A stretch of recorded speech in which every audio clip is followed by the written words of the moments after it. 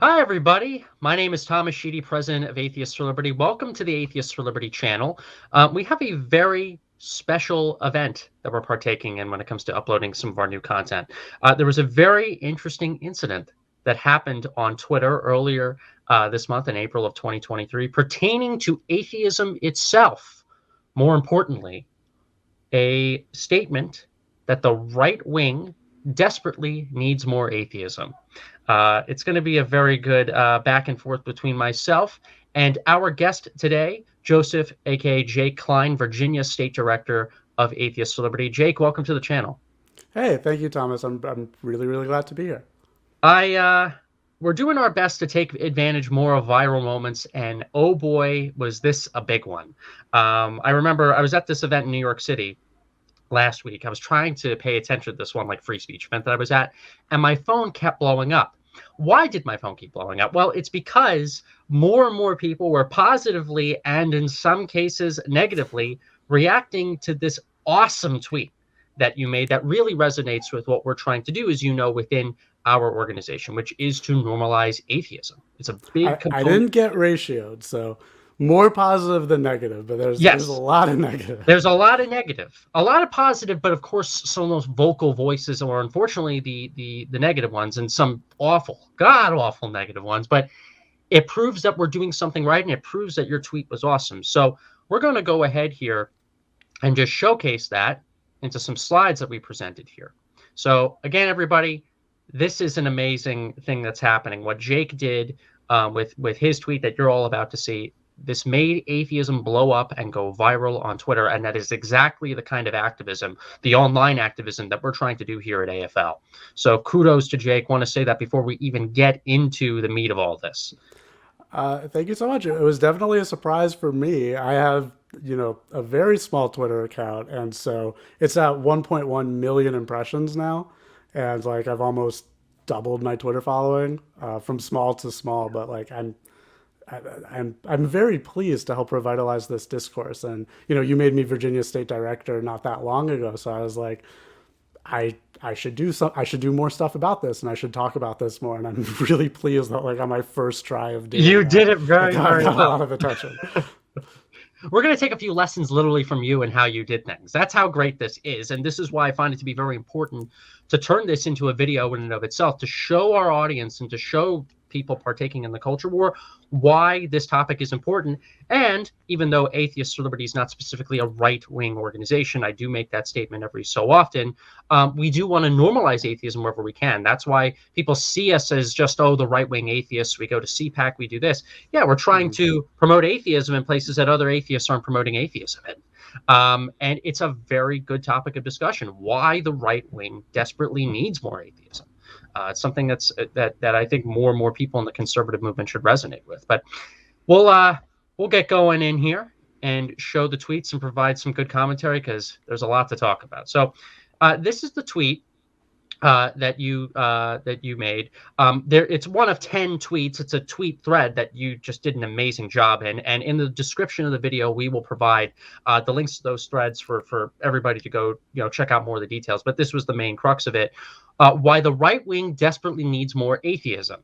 The rise of woke ideology is often considered by its opponents to be a result of religion's decline. In the absence of the deeper meaning from traditional religions, a new secular religion has arisen to provide it. And I think that is a big, big topic of discussion that's arising in the culture where you have people on the right, but also in these kind of intellectual dark web sort of circles saying, okay, well, theocracy, at least Christian theocracy and the old religious right, is kind of dying down more. And as a result of this, atheism is growing and is gaining more relevancy. Um, but that is automatically leading to some vacuum, and religion provided something amazing and great, and we're seeing the consequences of secularism now, as if this is something that we need to actually take on a literal scientific basis. It's something to take seriously, and I don't buy it. I haven't really bought that claim for the last several years. And what I love about your tweet is that you kind of expose it for what it really is. But Well, thank you. I don't know if I'd phrase it exactly how you did. sure. I do think it's the case, and it is what I say in the second tweet in this thread, which is that wokeness is very much like a religion. That's what I'm referring to by a new secular religion. I basically agree with that claim in principle. Now, I don't think it's technically a religion necessarily. Yeah. There is no God. There's not necessarily supernatural beliefs. There are false beliefs within it, certainly. But I do think it's the case that there's a crisis of meaning in our society. I think there's multiple causes for this, and some of them might not even be as cultural in this sort of sense as we think. Like I think it might be the case that just simple things like increased phone usage, are messing with our brain's dopamine systems, and then that's causing depression, and then that's manifesting as like there's a lot of multifactorial things that I think it could be here. But it does seem to me to be the case, to be an extremely plausible and likely hypothesis that in the absence of traditional religion, there's been a crisis of meaning. Yes. And That I'll agree wokeness, with. yeah, wokeness has filled the void to provide that crisis of meaning, which is why what I do throughout this thread is that I argue that the right wing needs more atheism, because the old religions are dying, even if you believe in them. Yes. I'm not necessarily telling you in this thread not to believe in them. As we'll discuss, it made a lot of religious people very angry, but they are statistically in decline, and I think we need to recognize why they're in decline, which is, in older times, you could have faith in things, you could believe things that were not fully refutable. Now with science, we know that there's certain claims of the old religions that are not true. We know the story in Genesis isn't true. I know various religions, including Catholicism, try to explain that away. They reinterpret stuff like that. But it's like, even those that are doing that, they have to constantly reinterpret, right? Yes. And then you're trying so hard to make it work. So It's a what I battle think that'll never end. yeah, Debating over simple semantics. It's been a tale as old as time. yeah, And I guess to put what you said in another way too, organized religion in the sense of what we used to know about, at least when it comes to Christianity per se, that's not coming back. That's not coming back, at least at being of the same demographic numbers that it used to be in this country. And we're becoming a more secular nation. And ultimately, the world is becoming more secular. And as a result of that, we need more secular solutions as a result of this. I agree. There's a crisis of meaning. We need to solve that. We need to work with people, regardless of their backgrounds, to make sure that we can all live healthy, fulfilling lives. But simultaneously, if data is showing us that religion's fading away, we need to respond with accurate secular solutions and not just hope and dream for something different. And that's my ultimate thesis, is because so many people on the right are locked in the old religions, they're not working on the philosophy, the thinking process to create a new secular solution that can win in the modern era and can fill that meaning gap that people have. The old religions aren't going to do it. Wokeness is doing it, but it's doing it in a really bad way that's causing a lot of harm. We need to keep a lot of the traditional values, but in a more convincing, secular, logical structure to win the culture war in today's era. Absolutely. Honestly, I might have to make you another spokesman for Atheists for Liberty at this point, because I love the way you described it. And it's exactly what we're trying to do. It's what we're trying to say online and offline to people on the left, on the right, conservatives, libertarians, classical liberals, independents. This is the future of America, whether you like it or not. And we care about, personally, I care about, having traditional values, preserving our country, winning out in the culture war at the end of the day. But simultaneously, I'm not going to pray it over and hope for something that isn't going to come. And I want to say this too, Jake. Look at the view count. Look at the view count of that tweet. 1.1 million views. I took this screenshot today. I made the slides today. So this is as of April 19th. So a week later, still 1.1 million views, 141 retweets, 328 quote retweets, nearly 1,000 likes, and people bookmarking this because this is how important the topic is. And I'm really glad that you brought this conversation to an even higher level. I'm going to go Thank ahead you. and go on to the next slide here. So not everybody agreed, and I'll go ahead and read this out because there's a lot of material here. Um, there's a bunch of people, prevalent people in the culture, were people who I've respected based on some of their other work, commenting on this matter. And I'll go into a backstory before I read the specific tweets out. You know, a little bit of a history lesson. When the new atheist movement kind of collapsed due to this kind of social justice infiltration that really wrecked the atheist community, there were a lot of atheists that teamed up with religious conservatives and religious libertarians and religious classical liberals to fight for freedom of speech. And I would argue that it made, for many years, some of these other spaces far more secular in their branding. This kind of big tent culture war. We're not the people that'll censor you. We're the people who believe in the Enlightenment. Look at us. We will be in agree to disagree mode. And I would argue that the majority of these places are still with that branding. They still do believe that, which is awesome.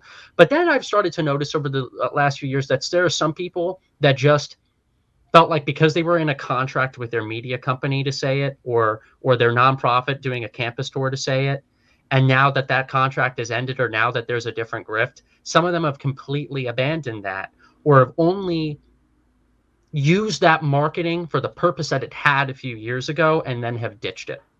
And that's something that I hate.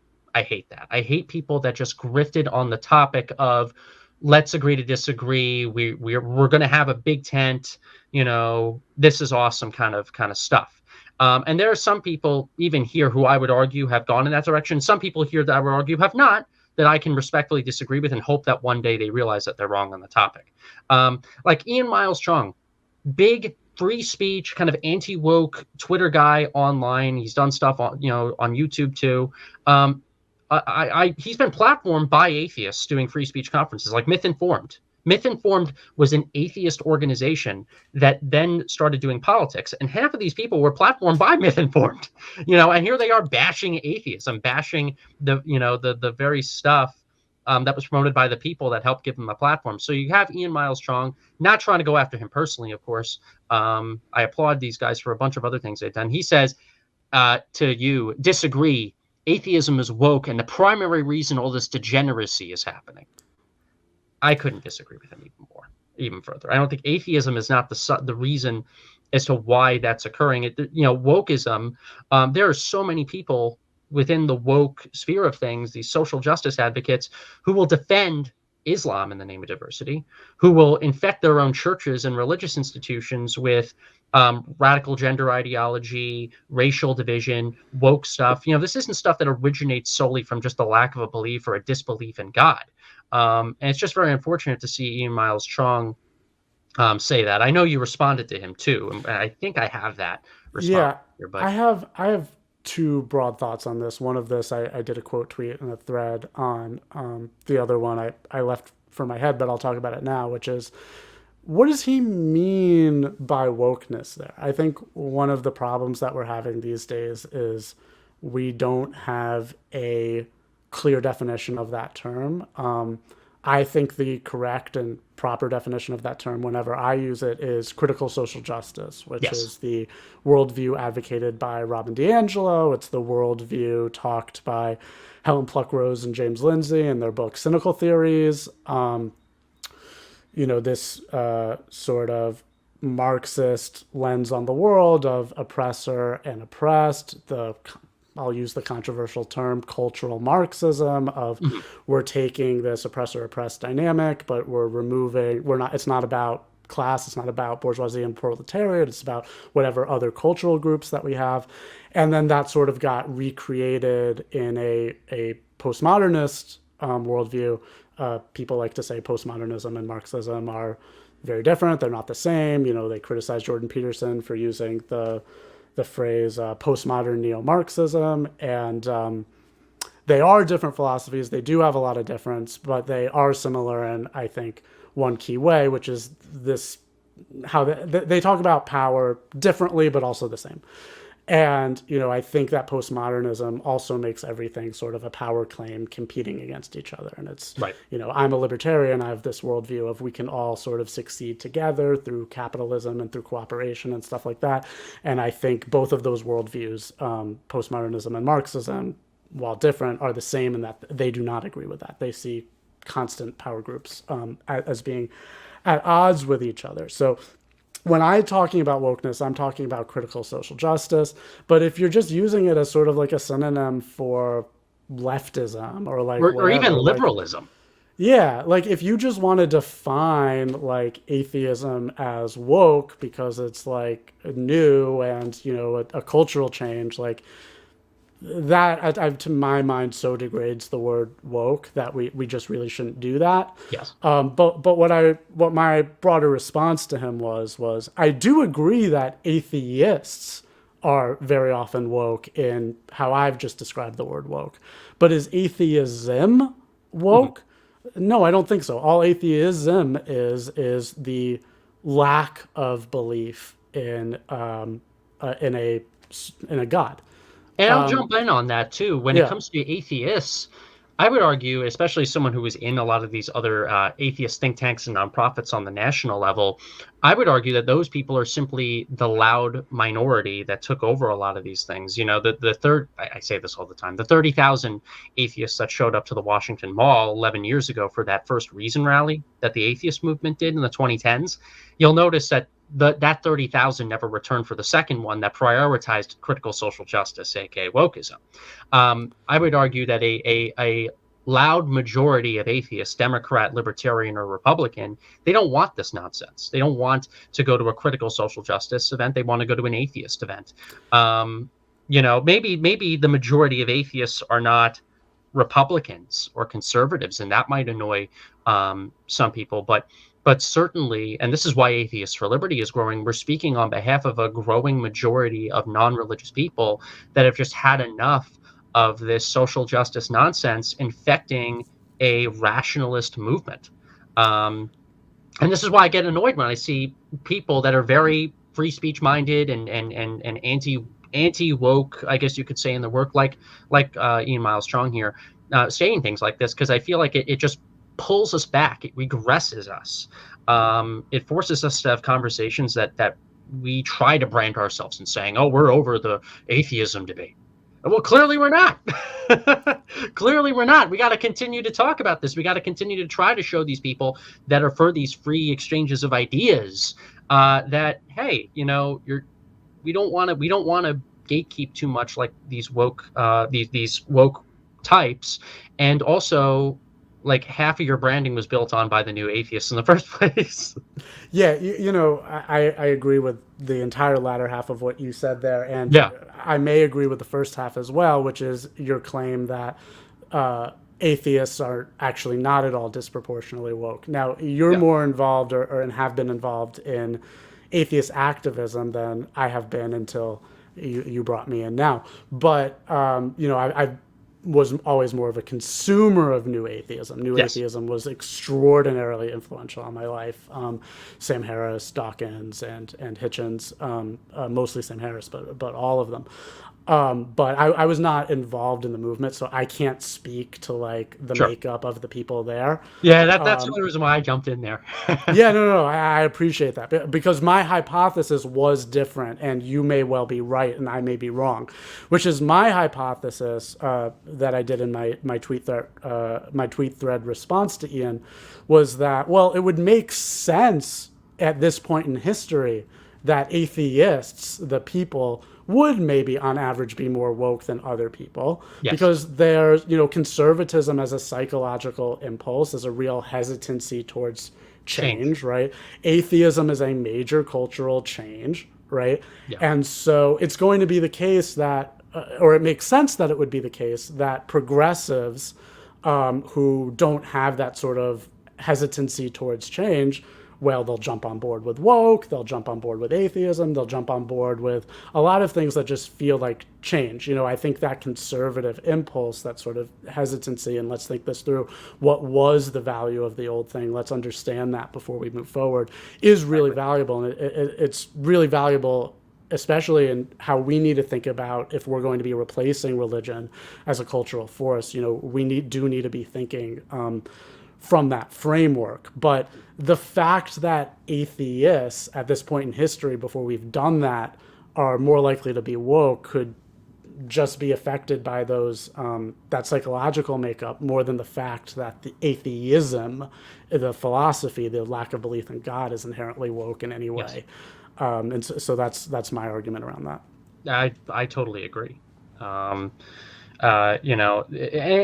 have to, learn the lessons of what this new void of religion has taught us. And we have to learn the lessons too as to, what were the positives of these structures that used to be heavily involved in the lives of so many Americans.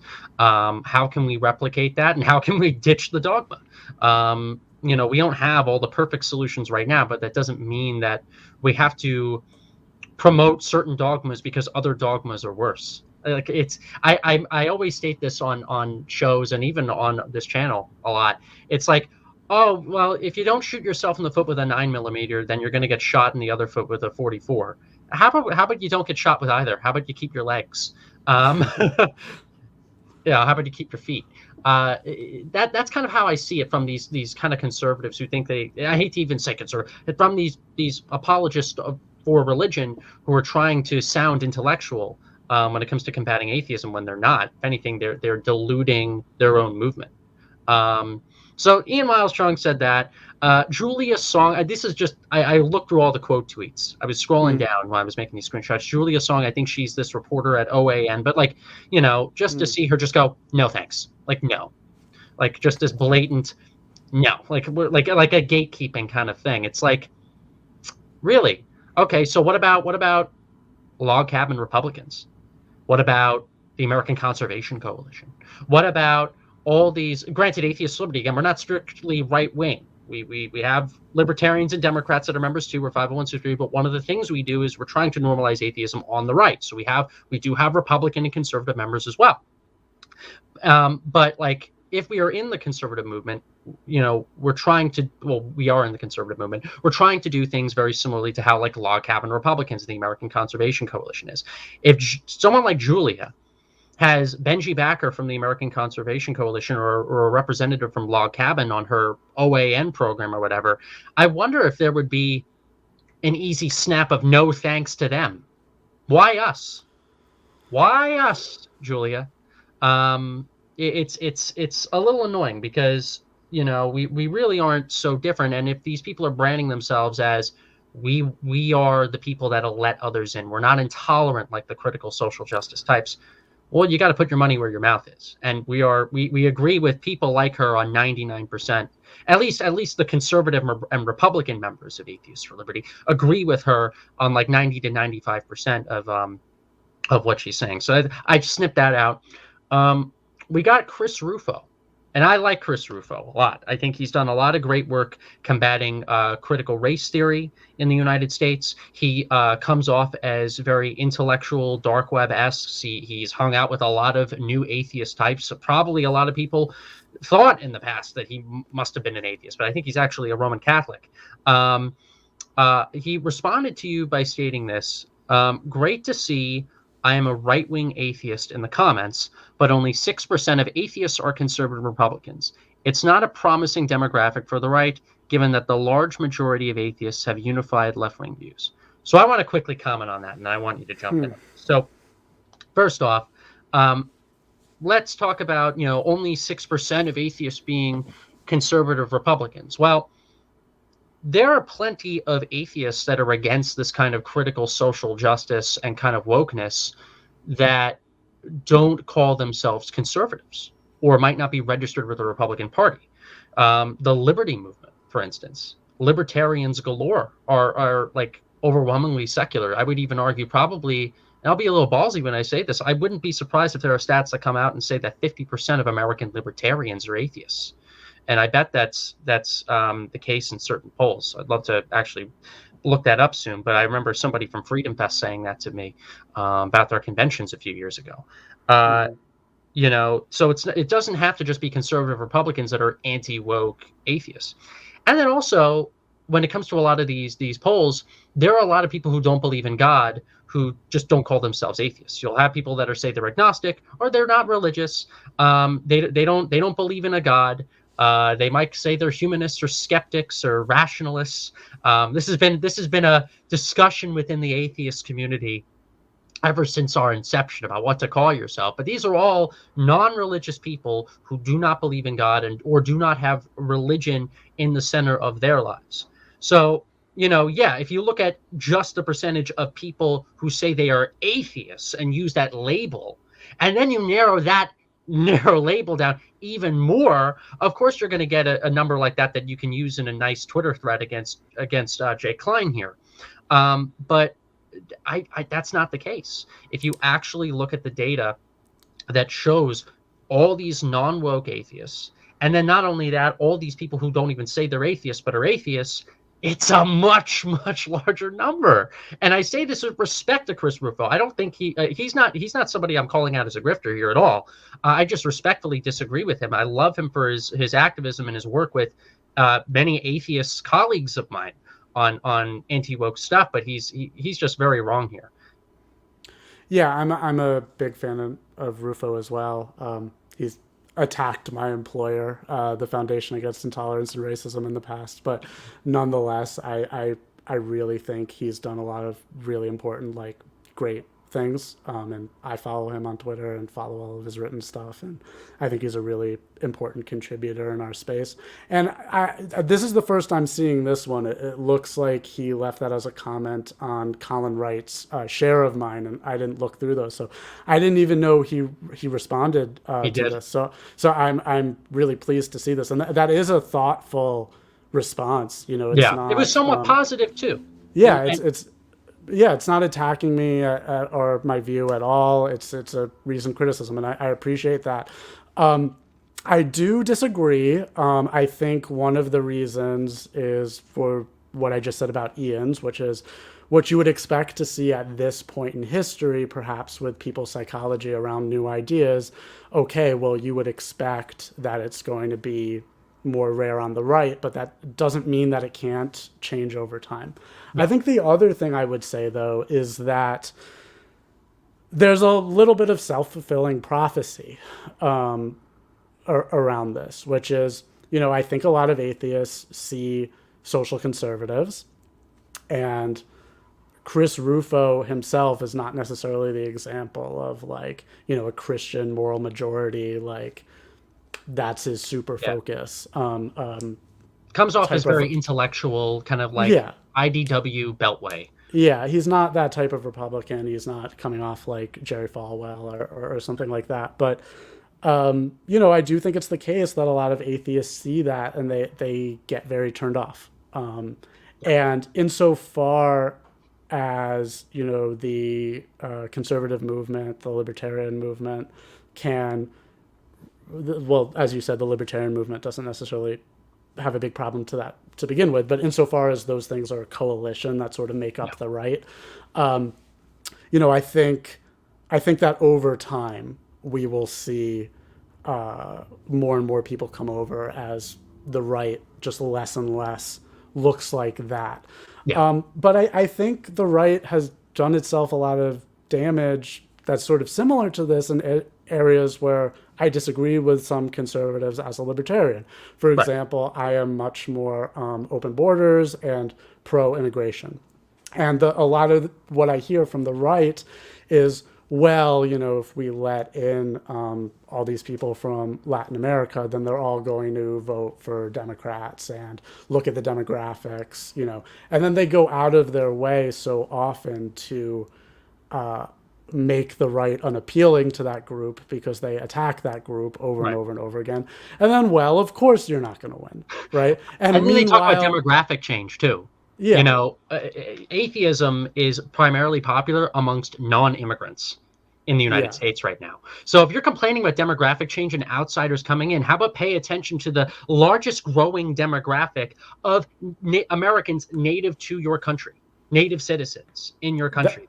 that's a great point as well. So, I mean, broad point is demographics are not destiny. This is not static. This is something Right. that evolves and develops over time.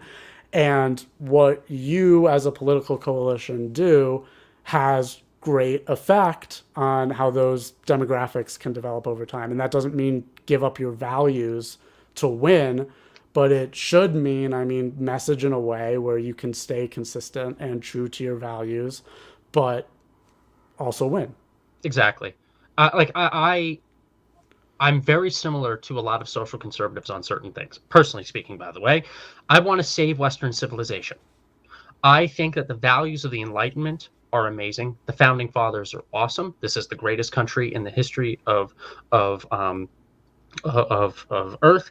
And if you really think that a Richard Dawkins or a late Christopher Hitchens, if he were alive, but like these kind of pro Enlightenment, pro Western civilization, and type atheists are the people that have brought upon this degeneracy onto like come on. No, no, they weren't.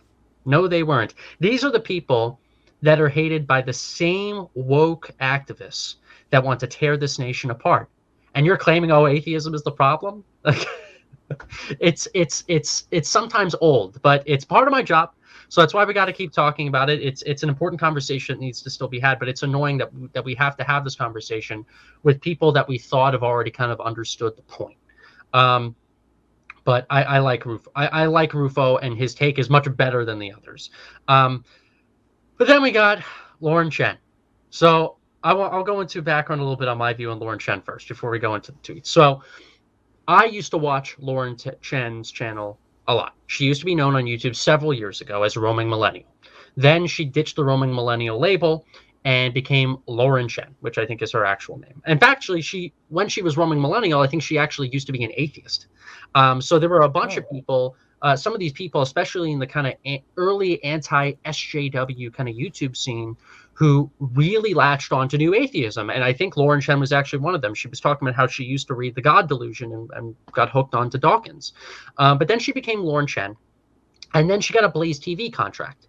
And it was around that time that Lauren Chen was Lauren Chen and she had the Blaze TV contract that I met Lauren Chen. I don't think she remembers this. I met her at the Minds IRL conference in 2019, August of 19. And Lauren was awesome, amazing. Would be platformed on stage next to anti-woke atheist types like Melissa Chen, Andy No. A bunch of these people kind of in this kind of internet counterculture environment where no duh you're going to find atheists that are there. And Lauren Chen was hanging out with those atheists. Lauren Chen was drinking at bars with those atheists as Antifa was getting annoyed that us evil bigots are there. The Antifa protesters across the street at that bar in 2019 that Lauren Chen and I were at didn't distinguish between who is an atheist and who is a Christian. They just saw us all as evil, bigoted, racist, homophobic, transphobic Islamophobes. And all of us that were in that bar, we all got along, right? Because of the good messaging of we're all in favor of free speech. We love the Enlightenment. We can agree to disagree, kind of this IDW, anti-regressive left kind of branding. And I loved that Lauren Chen. And I kept watching that Lauren Chen on YouTube. And this is just my personal take. Maybe I am wrong. I want to state that because there will be people that will be watching this and be like, I don't know if Thomas is totally correct on this. Lauren Chen recently stopped her contract with Blaze TV. And on the same day that Lauren Chen made this very anti-atheism tweet, Lauren Chen came out with a video on her channel defending Nick Fuentes. And if you look at the YouTube comments of that exact video that came out, this was last Wednesday, this was 7 days ago, it's all groypers saying, thank you, Lauren. Nick is awesome. We love you. You're the best. America first. It wasn't like, oh, it was only 25% of the people in the comments saying that. Now, this was like literally nearly every comment. And we'll go over as well some of the very, very negative tweets of people that came after you. But I wouldn't be shocked if a very, very famous person on Twitter now, quote tweeting you, got a lot of these Groyper-esque Catholic theocrat type people to go after you. And this was I not can the confirm that. branding of the Lauren Chen that I remember in 2019. She was always a Christian. I don't think she was really a fan of atheism in 2019 and 2020, but she wasn't like this. She wasn't coming off as really intolerant. She was probably more like along the lines of Rufo's response here, you know? Um, and I think in that case there is a grift. There is a grift with her. And by the way, Lauren, if you're seeing this, if you disagree, and if you know deep in your heart that these are your actual views and you're not grifting, and I'm wrong, you are more than welcome to reach out to us and to come onto this channel for us to have an awesome, amazing discussion. But it's really disturbing, in my opinion, what she has said. She responded on Twitter by saying no, flat out no, like that Julia Song girl. But then, of course, went into making assumptions about you, saying that anyone who believes Christian theology requires people turning their brains off is ignorant on the subject and is not a serious thinker. Did men like Augustine, Aquinas, Lewis, and Chesterton turn off their brains? As if we were making assumptions, calling Christians, as if you were calling Christians stupid or something like that. Your thoughts? Yeah. So first of all, I've not followed Lauren Chen's career as closely as you have. Yeah, I can confirm that the timing of I got a massive amount of explicitly anti-Semitic comments directed at me. That did time with her account retweeting me. However, it then really took off after I was screenshots of my tweets were taken by Gab, right. which is a competing small social media platform run by an explicit anti-Semite, and that's a huge account with 350,000 followers. Lauren has 450, so I can't say how much of it was directly through her versus it just getting to a certain small group through her and then getting to a wider group. I Absolutely. won't blame her for that personally. I Of don't course. know what she said about Fuentes. I certainly think I certainly welcome people talking to Fuentes and having conversations with Fuentes.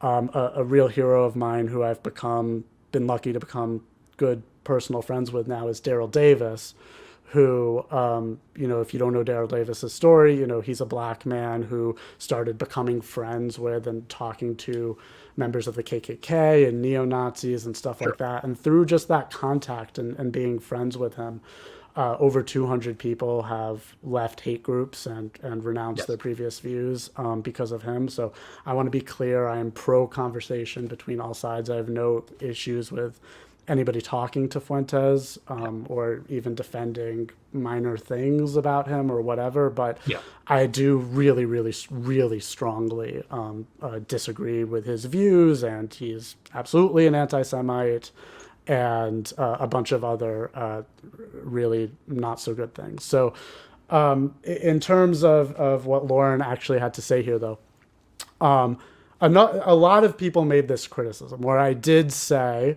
that my feeling is that the old religions ask people to turn their brains off and just have blind faith in a higher power and the truth of this text, the Bible.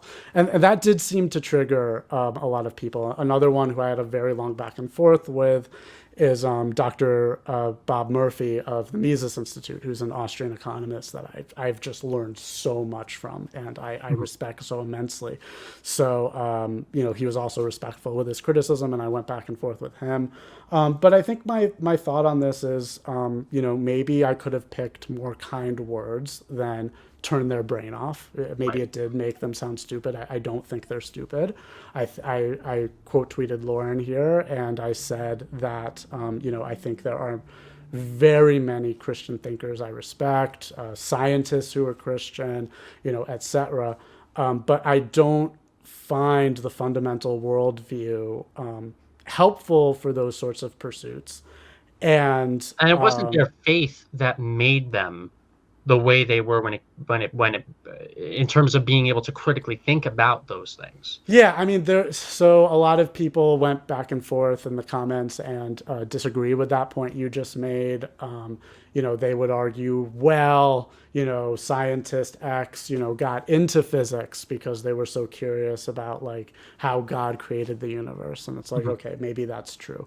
Yeah. But I still don't think the fundamental worldview is helpful. And I do think, even if I could have picked nicer words, that it does ask you to turn your brain off, because there's basically two classes of response I get, when you ask people, okay, well, why do you have faith in this thing that you don't have evidence for? One of them is, well, we know we don't have evidence. We know that faith is making a choice. And, I found this choice very beneficial for me. And, if that lifestyle is beneficial for you, I think that's wonderful. But that is literally turning your brain off, right? You're saying, I'm choosing to have faith. I'm not going to think about this question, on factual grounds. And I'm just doing it because, to give myself over to, have this sense of having a higher power, which is very spiritual, very powerful. I think spirituality is important, but I think there's other ways to get it. Mm-hmm. And then the other class of people is the whole group that the new atheists made their bread and butter on, which is people that take the Bible literally, right? and they argue that, evolution isn't real, the universe is only 6,000 years old, whatever sort of other claims are made. And for that, I mean, just the evidence against those views is so overwhelming that I just can't, like, it just also looks like turning your brain off, right? Because you're really not seriously thinking about it, in my view. You're looking to justify your pre-existing opinion. We all do that. We all have cognitive dissonance, but some of those views are so extreme and so disproven that that is a really extreme form of cognitive dissonance. I know in the comments where I was making that point, there was somebody studying Christian apologetics who is very interested in having a discussion or debate with me. I think you offered to host that. I hope that we do that. I don't know that much about Christian apologetics, so like I'm interested to learn about it. But even just the fundamental idea of apologetics is we're justifying what we already believe to be the case. Yeah. And what we already believe to be the case can't be overturned through this process because the process is justifying and defending it. So and with respect, I would call that turning your brain off as well. With respect to the guy, I remember I was in the Twitter thread with you trying to see if we could arrange that. And I guess we'll have to go back and forth with them in personal messages. But I remember when we were doing when we were replying to their tweets about it. Like they were saying, "Oh, okay, yeah, lovely to have a discussion about why we're right." Like they were the ones that were saying that, like about why Christianity is true. Excuse me, sir, we're reframing that. We're going to have a conversation on if it is true or not. Yeah, maybe I misinterpreted, but no, yeah, you didn't. I think he was okay with your reframing of that. I think what he was more concerned about was he didn't want it to be a debate. He didn't want it to be contentious, and he wanted it to be a discussion. And I'm good with that. I agree with that. Like I do think, even for us and atheists, in the atheist space, we want to understand what these religious people think, even if we're going to disagree with them. And I think that's really important just for the bigger project that I'm talking about too, which is we need to understand and learn from what these religions have done for society historically. I think they've caused a lot of harm historically too, but I do think there are things that they've done. There's community building functions. They have provided spirituality. There's all sorts of other things. We need to learn from that as we try to build our new society. So I do want to understand what he thinks very much. Especially as Atheist Liberty, our organization is growing, and there are a lot of people that are fleeing their old religious institutions to come here too. But there are also people that are fleeing woke atheist groups or atheist groups that have died out to come into Atheists for Liberty too. And we need to learn from these people who have had these experiences in groups and organizations, religious and non-religious, that didn't give them that sense of purpose and meaning that they were looking for. So I agree. But so there's Lauren Chen. Again, Lauren, Chris, Julia, Ian, if you guys are seeing this, you want to come on the channel, you want to have a discussion, or if you want to have us on, feel free. But just some interesting criticisms that I saw. We do have one more thing. One more I want to, point out. Benjamin Boyce, who I like. He actually, I think he follows Atheists for Liberty on Twitter as well. He says rationalism has its place, but it is no sovereign, no kingmaker, no uniter of a people. Revelation alone can inspire the sacrifice, brotherhood, and harmony that builds and sustains politic. So just I have not to come off as bad. And I like Benjamin Boyce. But is it true? But is this kind of religion that's the opposite of rationalism, is it true? And I don't think he even gets into that discussion. I guess he's just saying, oh, because religion has inspired kings and people to defend society, therefore revelation, we need to support revelation more than rationalism. But that doesn't mean it is rational. That doesn't mean that it's real. That doesn't mean that doesn't mean that there isn't anything secular that can't do the same thing, that can't inspire people to stand up for civilization or society or their country or their principles. It's and this is with respect to him. It's almost like a word salad. And I've seen a few like intellectuals who defend religion this way try to say it's not of the sovereign. Okay, but what does that really mean? Okay, but is there any merits, any actual logical, scientific, reasonable merits to any of these beliefs at all? And he didn't get into that because I think deep down he likes religion, but I think, and I'm just guessing, I think he likes religion, but I think deep down he also knows that there's going to be a lot of people that don't see a logical conclusion to it. So he states this, but that's just my take. I don't know. What's yours? Yeah, I mean, I think you're probably right. I spoke to him a bit too. He ended up inviting me on his podcast. I'm not. I hope that happens. I'd really like to talk to him about it more. Yeah. But yeah, I mean, I found this pretty incoherent as well. I have no idea how you would possibly justify this claim that revelation is the only thing that can do that. I'm an anarcho-capitalist. I don't even want kings, so I don't need a kingmaker. But I do agree to steelman him. I do agree that there are these things that have bound together societies, and that's really important, so that we're not just like all at war with each other and constantly fighting with each other all the time. And I do think we are in a period of history where people are becoming more tribal as like larger groups that unite people are breaking down. Right. And no, I don't want that to be the state because, again, I'm an anarcho-capitalist. But there should be worldviews that are uniting people together.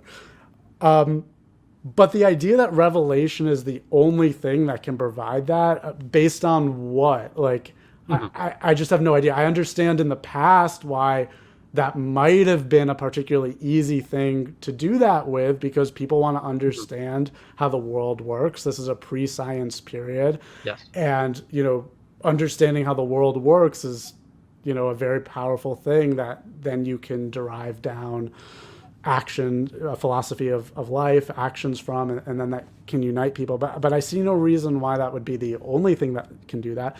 You need meaning-making systems. Religion is one form of meaning-making system that imbues people with purpose in their lives. And we need something like that is capable of uniting people. That's why I wrote my thread, is because I don't think the old religions are capable of providing that service anymore. And I worry that really destructive things like wokeness are going to take its place. Yes. So we need to provide meaning-making systems that's something else. That are good for society and can unite people this way. And are sellable. And I don't think theism is sellable anymore at scale, which is why it's declining. So I just don't agree that revelation is the only thing that can do that. I see no evidence for it, and I think it's actually standing in the way of creating a worldview that can do that. Absolutely. And I want to say to everybody who is still watching this video, it's a recorded video, but if you're still watching at this point, subscribe to our channel, guys. Like the video, hit the notification bell. We are going to be putting out more and more content on this channel. We are restarting the streaming series in May. So in a few weeks, we're going to be having live guests with live feeds and live commentary that you could partake in and participate in. And we also appreciate all of you signing up and becoming members of our organization and helping us save Western civilization and save this country and to promote rationality both online and offline and in all 50 states. Jake here is our Virginia State Director. Eventually, we're going to be putting him to work on the ground in Virginia. I'm doing the same across all 50 states and as well in my home state of New York. And we're doing a lot of great stuff here. So we really appreciate everybody here for continuing to watch, continuing to advise us more as to what content you want to see us promote. We're also on Facebook, we're on Instagram, we're on Twitter. So again, really means a lot. And Benjamin Boyce and other people who got involved in that conversation also helped us out quite a bit. Thanks to Jake and thanks to others, atheism was trending on Twitter last week, and Benjamin Boyce, I appreciate him for pointing that out. Jake went viral because of discussions that are needed to happen, and we at Atheists for Liberty are helping to facilitate those discussions right now. We thanks to that thread, we went up by I think 200 Twitter followers, which is big for a nonprofit, and we're growing more and more day by day. But it's because these are conversations that people want to have. For anybody who says that the atheism debate is over, it's not. It's not by a long shot. Just the merits of those debates are changing, and some of the specifics are changing. But it's something that we're going to be having probably for many more years to come, and we want Atheists for Liberty to lead the charge on that. So, guys, subscribe, like the video, hit the notification bell, and join and follow us more on social media. We're going to be going through more and more of these as well. So I want to point out a few nice messages of support. So Jake, you get into this a little bit. You respond to Ian. We talked a little bit about this, but you said specifically, atheism is woke. Many atheists are woke, but as I said, many of the most influential right-wing intellectuals were also atheists. Why are so many atheists woke? Here's why and how the right wing can change it. So again, I'll be linking more of Jake's Twitter threads in the YouTube description, but I appreciate you, Jake, for jumping on to Ian and not letting him get away with that. And I love what you said to Lauren. Because this really does bring the message home. It's some of the nice things we're trying to say at Atheists for Liberty, that there are so many brilliant Christians. There are many Christian scientists I deeply admire, and many Christian philosophers like Aquinas who valued and advocated aspects of reason and rationality. They did these things despite their faith, not because of it. And this is what we say to Christians, too, when we go to CPAC or we go to other events throughout the country. We want to work with these people on the things that we can agree on, but we're not going to sacrifice the atheism. We're not going to sacrifice who we are. We're going to state the truth as to what we're really trying to do here. But we're going to be nice, and we're going to try to find common ground with people because we want a state where we can have freedom of religion for all Americans. And we got James Lindsay here as well. I love this. I mentioned this earlier before. For anybody who says, oh, yeah, wokeism is due entirely to atheism, it's all atheistic. This isn't a woke church. James Lindsay making fun of Tucker Carlson's statement a few months ago that my tolerance for atheism has really dwindled into nothing at this point. Yeah, look at that. Yeah, super atheistic. No, that's a church. That's a church promoting the woke agenda. That's a church promoting the religion of wokeism right there. That's not atheistic. So I just put in a bunch of word salad. There are a lot of different statements I made, but I wanted to point out some of the positives here and many of the amazing things you also said here, Jake. And before we move on, yeah, on the James Lindsay thing, there are very, very many woke people in religions, particularly more liberal religions, where the theology is less strong, and so they sort of just absorb the surrounding culture through osmosis. But there are also many cases of religious people, even with stronger theologies, becoming woke and justifying wokeness through their theology, including some of the people that really originated this philosophy. I'm the author of a book, which is not yet out, but which should be coming out imminently. Mhm. I don't have an exact date, but very soon, called Redefining Racism. And that's all about efforts to redefine the word racism away from its traditional meaning of prejudice or discrimination based on race to power plus prejudice, which means it can only ever go in one direction. Right. And it's a whole society. It's institutional racism. It's systemic. It's all these things. Or rather, it has to be systemic. It has to be institutional. And any sort of interpersonal racism that doesn't go from the power group down is not doesn't count as racism anymore, which I don't think is a good way to define it or a good standard. But one of the key people in developing that new definition and spreading it was a person with a theology degree. He was, I believe, a reverend. His name was Robert Terry. He wrote a book in 1970 called For Whites Only, which is basically Robin DiAngelo's book, White Fragility. Life fragility.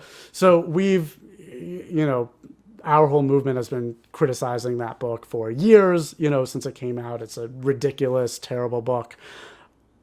If you read For Whites Only in 1970, it's from 1970. It's basically the exact same book, just written Right. decades earlier, spreading all of those views. And that was from a deeply religious person who justified that worldview through his theology. So, this is not the major bulwark against wokeness that people think it is, unless you're from a really specific school of religion that already has all the deeply held beliefs at its core to protect themselves against it, which is definitely not all of religion. So here's where the fun begins. Here's where the ridiculousness really begins. So, like I said earlier about Lauren Chen's tweet, I made the assumption that through other people quote tweeting Jake and combating Jake's claim, Jake's truth, really, or the truth, that there'd be some interesting people trying to dogpile on him, and that happened. Um, it's very interesting that amongst these radicals, the claim was made that you have a Jewish background, that you that be, that because that with you pushing atheism, you also need to be attacked for other characteristics that you have. These blatant anti-Semitic attacks. And if you actually look into the amount of quote tweets and comments, it's really disturbing to see the amount of people who have went after you, Jake, just because of that. Yeah, it could be. It's probably at least 100 quote tweets and replies. Yeah. Could be easily be double that or more. Well, we the atheists are the bad guys, by the way. Yeah, listen, I don't want to. This was a disproportionate share of the responses that I got. I have had some online anti-Semitic attacks in the past, but they've been fleeting. This was rather large. It was shocking to me. I'm not really like deeply hurt by it. Like it's kind of laughable, but I do have things to say about it, which is, I'm just very disappointed, I guess, because this is really the classical like Nazi style. Many of these people, I think, are neo-Nazis or adjacent. A lot of Groypers, Nick Fuentes fans. That Judaism or Jewishness is a race, and that's how we should think about it. Ayn Rand allegedly said, I heard this through Yaron Brook, chairman of the board of the Ayn Rand Institute. He said this once. I haven't been able to track down the direct quote, but Ayn Rand allegedly said, I am only Jewish in the face of anti-Semitism. And that's basically exactly how I feel. I was raised Orthodox Jewish. That is a religion I really deeply dislike for a lot of reasons. I could talk about it at length, and I was raised modern Orthodox, which is more integrated with the rest of society. But if you look at the ultra Orthodox who live in Brooklyn and upstate New York and in a couple cities, and where my grandmother lived in Scranton, Pennsylvania, and in Israel, these people have a it's a cult. I'm very prepared to call that a cult. Many of their children don't speak English. They're not, even in America, they're not raised with the skills to enter society. They don't receive, they've regularly failed their schools, the state and cities education requirements. Yeah. They're not teaching basic math, not teaching basic science, not teaching basic anything. They only teach religious studies. And we at Atheist Liberty, we as skeptics and rationalists and atheist activists, we not only criticize Christian theocracy and Islamism, we do the same with Judaism too. We criticize Orthodox Judaism, we criticize Reform, we criticize any and all religious dogmas that are not true. We don't defend one belief system over another just because of politics. We criticize the woke people for defending Islam in the name of diversity. We don't do the same thing. So, this idea that we have some secret agenda, or that you need to be criticized for a background, like them saying that, oh, you're Jewish or whatever. I don't know much about your ethnic background, but the attacks that you received just based on characteristics that also you can't control is that's just who disgusting. my parents are. Yeah, Yeah, it's it's that's disgusting. it. That's Yeah, all. I agree that it's disgusting, and I don't really, again, like, I'm not personally like, oh, I'm crying or weeping because like these people are attacking me.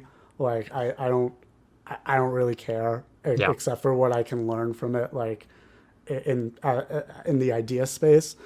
But what I can learn from it in the idea space is, I think it's not that it's harmful to me, but it's really harmful to society, because even though these people are so few in numbers on net, I think they all sort of gravitated into Mhm. my post, so I think they're overrepresented there. But it's this sort of classical Jewishness as a race, anti-Semitism, that makes people afraid to criticize Judaism, the religion. Yeah. And, religious Jews play into that, where somebody else accused me of theological anti-Semitism because I was criticizing like the fact that I don't think, like, on average Jews are as spiritual as Christians. I think Yeah. Christianity is better at that. And that's something I'm very, I use Sam Harris's meditation app. Like that is a sort of secular spirituality is something that matters to me and that I think is Mhm. important.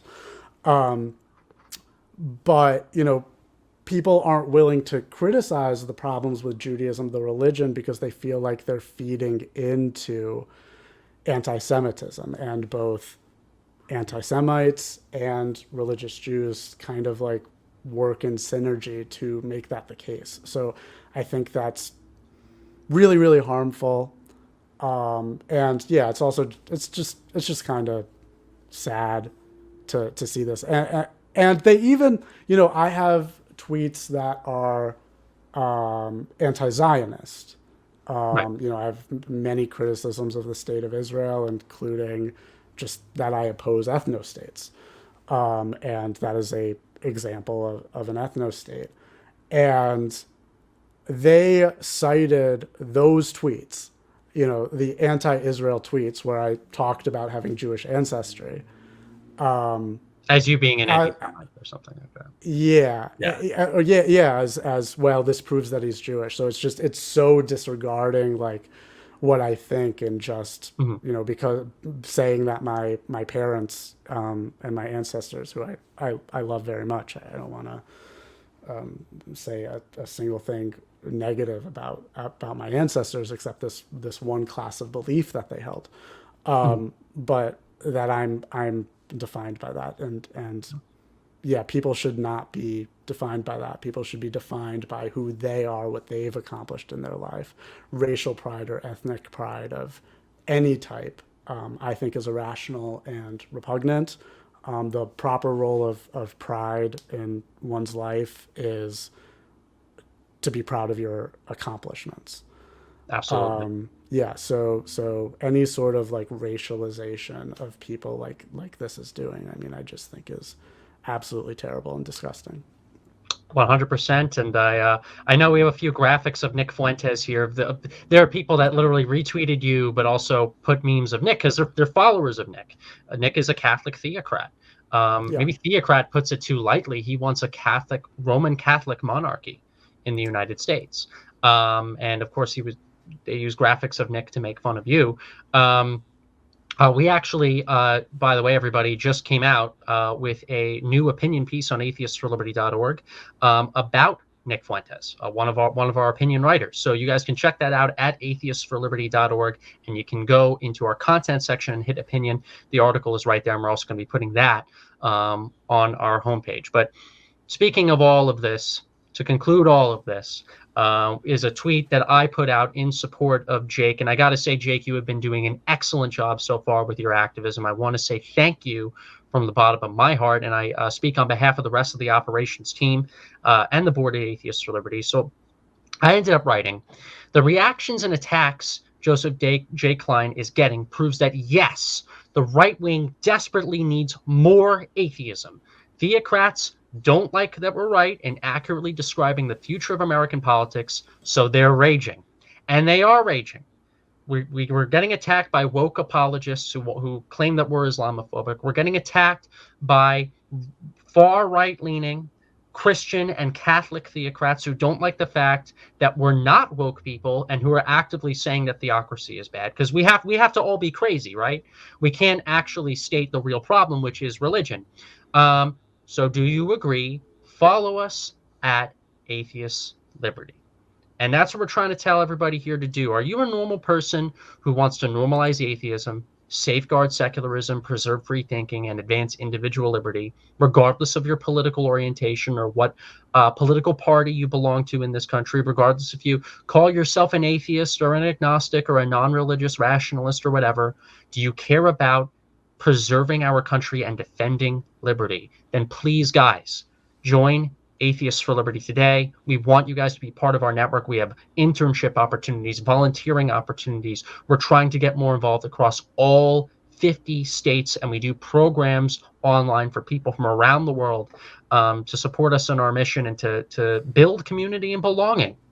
You know, we're trying to do a lot of good. We have firebrands and diplomats in our ranks combined doing what we believe is right. So join Atheists for Liberty today, guys. Go to atheistforliberty.org. Make a tax-deductible donation. You click the Join Us link right in the center of the homepage. Membership is $12 for the year. That's for the basic membership, guys. That barely even comes with any with a lot of the long-term benefits. But you get to be a part of our Discord. You get to join our Facebook group. We have a lot of extra benefits that we're also going to be coming out with just for that first tier. And you're supporting an organization that is speaking the truth and is getting bombarded by these radicals. So we need your help, and we appreciate everybody who wants to preserve our secular way of life and defend Enlightenment values in this country. And I'm so thankful to all of you for looking at Jake's tweet and for mass liking that tweet and mass retweeting Jake to show that, you know what? There's millions upon millions of us who agree with Jake and the amazing things that he is saying. And so, Jake, I want to say, well, first off, I want to let you say some things at the end, but I want to say, thank you so much for coming on. It means a lot. So thrilled to have you. Thank you so much. I really appreciate this. I really enjoyed this conversation, and thank you for all the opportunities Atheists for Liberty has given me. If you enjoyed this conversation, you saw it a million times in the slideshow, but follow me on Twitter at Joseph J. Klein. If you like thinking about big ideas like this, but not in as political a setting, thinking about the future and what future societies might look like, please follow Beyond Now on YouTube, which is a YouTube channel that I'm a writer for. where we discuss what the future is going to be and the past and how it got us there.